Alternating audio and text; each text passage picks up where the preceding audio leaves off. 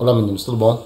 Vamos iniciar hoje nossa aula que vai representar a segunda parte do que nós chamamos de absolutismo, né? Vocês lembram que na aula passada nós vimos algumas características do Estado absolutista, comparei o Estado absolutista com a democracia atual que nós temos, vocês sabem que são governos completamente diferentes, né?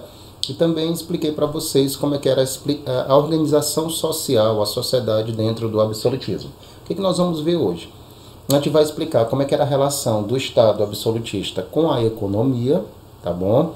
E também os principais filósofos, ou seja, pensadores que criaram ideias para explicar por que o poder do rei tem que ser realmente limitado, ou seja, por que o absolutismo tem que existir.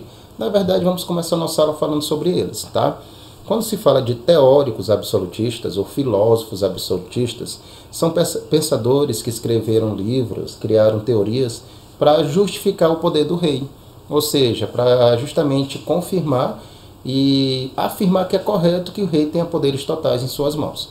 Vocês estão vendo aí que são 4 teóricos: o italiano Nicolau Maquiavel, o inglês chamado Thomas Hobbes, os 2 franceses Jacques Bossuet e Jean Bodin. Tá, essa é a pronúncia correta do nome deles, tá certo? Agora, os 2 franceses, o Jacques Bossuet e o Jean Bodin, eles têm ideias bem parecidas, meninos, são bem semelhantes. O Jacques Bossuet ele fez um livro chamado Política segundo a Sagrada Escritura. Jean Bodin ele fez um livro chamado A República. Mas por que o pensamento dos dois são pensamentos bem similares, bem parecidos? O Jacques Bossuet ele criou a chamada teoria do direito divino, que afirma que o poder do rei é ilimitado, é inquestionável, porque vem de Deus. É tipo aquela ideia, se você desrespeitar o rei, tu está desrespeitando o próprio Deus, associando o poder do rei ao poder de Deus. Por isso que a teoria do direito divino, ou seja, ele tem um direito divino de governar a sociedade de forma realmente absolutista. Ok? E o Jean Bodin, que também é francês, assim como Jacques Bossuet, ele também tem sua teoria, que é a chamada teoria da soberania não partilhada, que ele afirmava que o poder do rei jamais poderia ser dividido, jamais poderia ser limitado. Por quê? Porque, segundo o Jean Bodin, esse poder foi dado por Deus.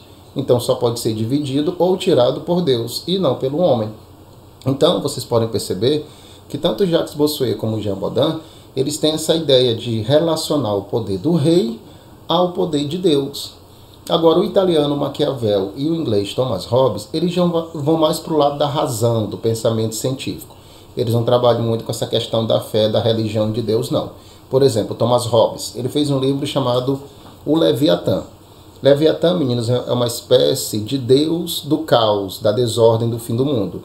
Isso, na verdade, está ligado a uma religião de um povo antigo, que vocês viram lá no 6º ano, chamado de fenícios. Então, Leviatã é uma espécie de deus do caos, da desordem, da destruição. Por que ele colocou o título do livro dele dessa maneira? Ele afirmou que o poder do rei é absoluto porque foi a própria sociedade que deu para ele. A sociedade querendo que a ordem seja estabelecida, que a paz seja estabelecida e as regras façam com que eles convivam de forma segura, fizeram um contrato. O nome da teoria do Thomas Hobbes é Teoria do Contrato Social. Por que tem esse nome?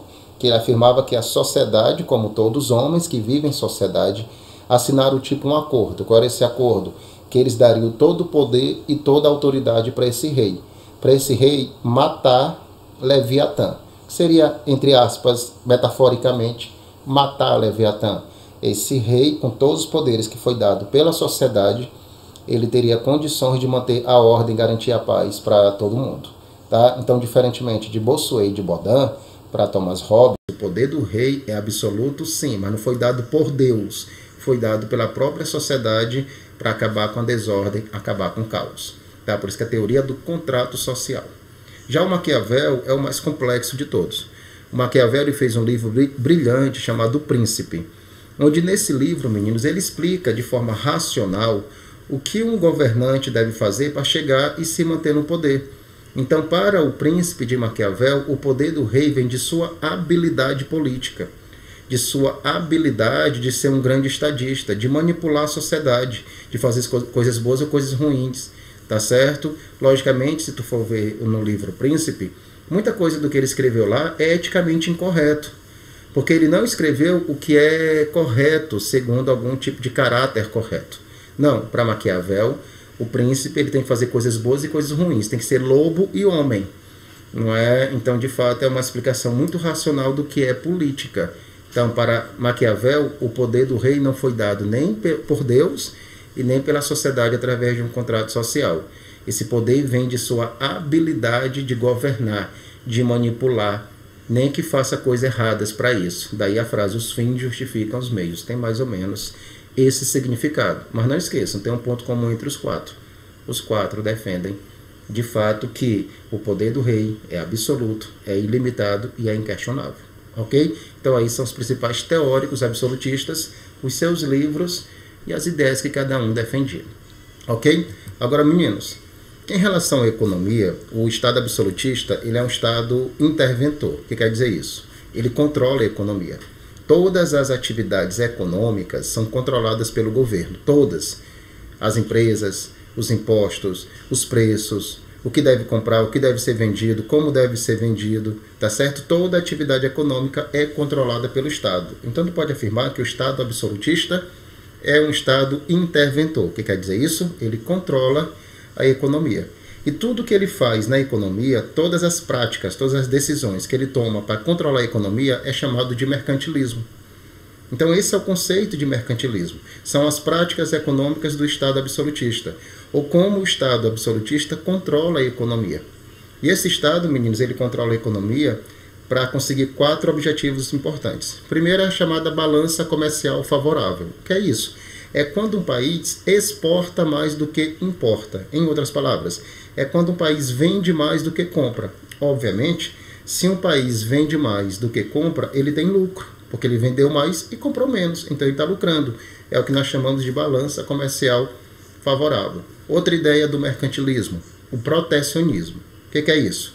O país, o governo, tem que dificultar a entrada de produto estrangeiro. Como se o Brasil quisesse proteger, por exemplo, o seu tecido, o seu calçado, a sua camisa e dificultar essa entrada de produtos estrangeiros. De que maneira? Tu pega um imposto sobre o produto estrangeiro e aumenta. Ou seja, um produto estrangeiro para entrar no teu país vai ter que pagar imposto. E se ele paga imposto, ele fica caro. Então ele não tem como concorrer com o produto do teu país. É o chamado protecionismo. É aumentar as chamadas tarifas alfandegárias, que é um imposto sobre o produto estrangeiro. Outra característica também do mercantilismo é o metalismo. O que é o metalismo? Era muito importante para esses países nesta época acumular metais preciosos, como ouro e prata. Guardar mesmo, tem muito. Por quê? Porque nessa época, meninos, a produção de dinheiro era diferente de hoje. Hoje o dinheiro é produzido pela cédula, pelo papel moeda. Na época não, o dinheiro era produzido mesmo com metais preciosos, ouro e prata. Então, para o mercantilismo, para o absolutismo, para um país ser rico, era importante acumular metais preciosos para produzir a maior quantidade de dinheiro possível e a economia crescer e se desenvolver. Ok? Então, o metalismo é isso, acumular metais preciosos, ouro e prata. Para quê? Para a produção de moedas. Ok? E vai ter também a prática de monopólios, que é a formação do chamado pacto colonial. Guarda essa informação, não vai ficar para hoje. Porque quando eu trabalhar numa aula mais na frente, eu vou trabalhar esse conceito de pacto colonial. Podem esperar que vamos trabalhar isso mais na frente, tudo bem? Então aqui encerramos nossa aula de hoje. Espero que tenha sido claro para vocês. Valeu, um abraço, até a próxima.